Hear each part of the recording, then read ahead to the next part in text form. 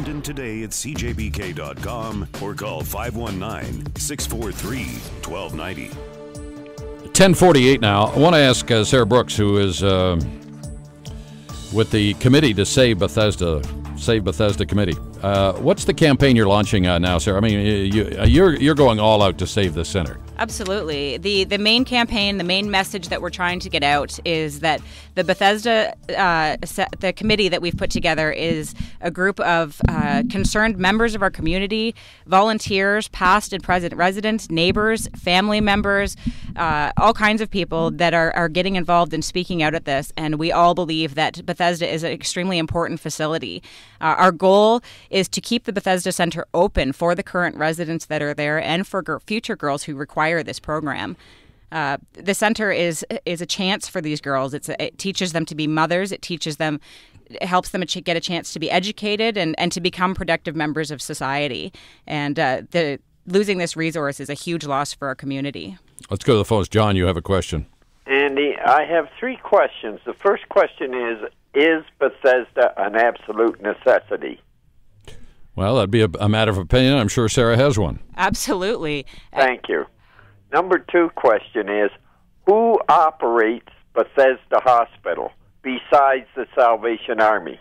It is only run by the Salvation Army, and it's actually called Bethesda Center. Well, then my third question to you is, some time ago in the last month or so, there was a story came out about executives within the Salvation Army at the higher levels drawing 6-figure salaries. Is there not a question to be asked where some of the sacrifice could be made? Well, let me tell you this. My understanding, first of all, there was an email which had a list of charities and what they spend on promotion and marketing. It turns out that was a malicious email and wasn't true. We've had the president of Vision Canada on, so that information was incorrect. John, appreciate it. We have a number of points I want to get to here, Sarah, before we wrap this up. Where's the Salvation Army in all of this? They're saying, hey, this is costing us too much money. We simply can't afford it. You say? There has to be a way to afford it. This is so necessary that reach out to the community. If you're reaching out to the community, we're all standing here saying we will help. We will donate what we can. The committee itself has spoken about doing fundraising campaigns and such. There are options, and we need to look at those options. Do you have any in mind? We have, like I said, we've been doing some brainstorming. There is an appointment made for Monday with one of our committee members to meet with the Salvation Army to discuss brainstorming about possible fundraising, is my understanding. So hopefully something good comes out of that. What about this angle of Justin Bieber and her mom and this comment that we have made a definite decision, but we understand they are in talks with Justin Bieber's mother? I am reading the same articles that you are. As far as I am aware, there have been conversations taking place, but there hasn't been any commitment made on either side.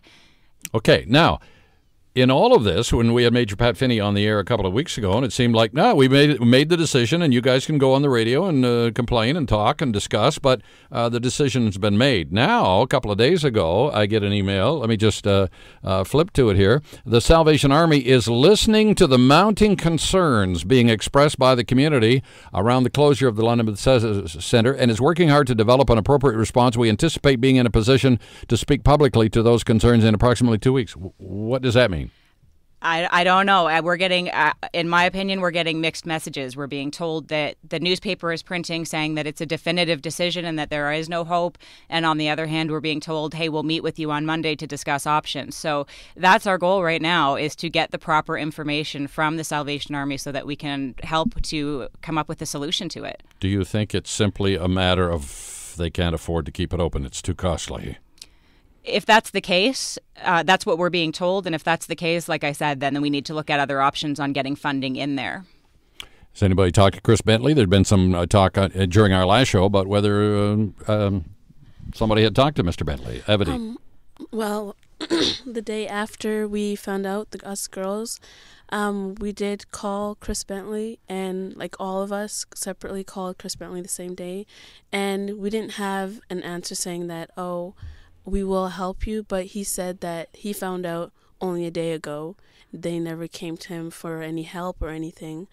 But he didn't say that if they went to him for help, he would have helped. But he did say that he found out, like, after we found out. Like, he's just as surprised as we are. Okay. So he listened. Yes. So there's some hope there. What's been the response to your campaign, Sarah? I mean, are you hopeful? I'm very hopeful. You have to have hope. And, I was talking to one of my co-committee members and past residents yesterday, and we were talking about when we lived at Bethesda, the one thing that they always taught us was don't give up on the things that you believe in. Have hope and always go after the things that mean the most to you. So that's something the Salvation Army taught me, and that's something I plan to do with this campaign. We're not giving up. So the very energy you have now, you got from the Salvation Army. Absolutely. Just a quick word. I don't want to be negative on the Salvation Army. I love the Salvation Army. I think what they do is absolutely awesome. Your comments on the service that they have in place, and we hear all these glowing, wonderful stories of the work they've done there. You I'm sure, would like to salute that. Absolutely. I am so grateful, so incredibly grateful that the Salvation Army started this program and that I was able to benefit from it. Because I went to Bethesda, I had the motivation to finish high school, get a college education, and get a job in the field that I wanted. And I am so proud to say that I took part in that program and very grateful for it. I would never want to say anything negative about the program itself and what they've done because it's incredible, but we need to find a way to continue it for the girls of the future. Is there anything else in London for girls, Evity, like you? Were there any other options when you faced your situation? I was actually in Windsor, and there was no option there, so they brought me to London because I'm from Edmonton, and I went to a group home. Where would you be? Where would your baby be today if it hadn't been for Bethesda? I think I would have, I don't know, got really frustrated and just went back to living in Edmonton and living a really bad life. Wow. So we need to save the center is what you're saying. Yes. Okay. Sarah, final point in the time that we have left. How can people help? First of all, we have started a letter writing campaign to let people know and to let the people in charge, the contacts at Salvation Army, the mayor, other contact people within the city that have some influence. We are sending letters to them to let them know how much we care.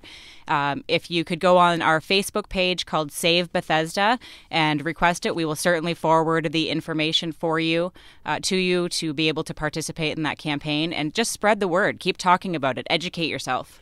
What's the next event in your battle? There's things happening in the next few days. Well, we have the letter writing campaign started last night. We have got that out. We also have a meeting, as I said, a couple committee members are meeting with Pat Finney and Lee Graves on Monday morning to discuss how we could possibly be of help.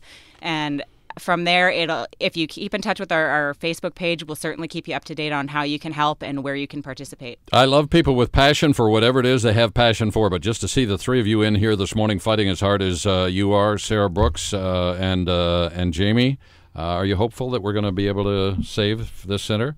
I'm extremely optimistic. Good for you. And Evity, what have they told you? When do you have to leave? Or do you? Well, I actually told them that I'm not, I have so much faith that it's going to stay open that I am not going to fill out any housing papers. I am not touching anything in my apartment. I'm just going to sit down, feel comfortable, and do what I can do to help. Sarah, she's counting on you. And we'll keep trying. We'll do everything we can, and we need everybody to get involved that can. The more voices we put together, the louder our roar. Terrific. Well, we will certainly keep in touch after your meeting next week. Give me a call. We'll update it, and we'll stay in touch. Folks, we need to save this. There are a lot of lives at stake. And the absolutely wonderful thing I'm seeing here this morning is smiles and joy and optimism and reunited and happy families.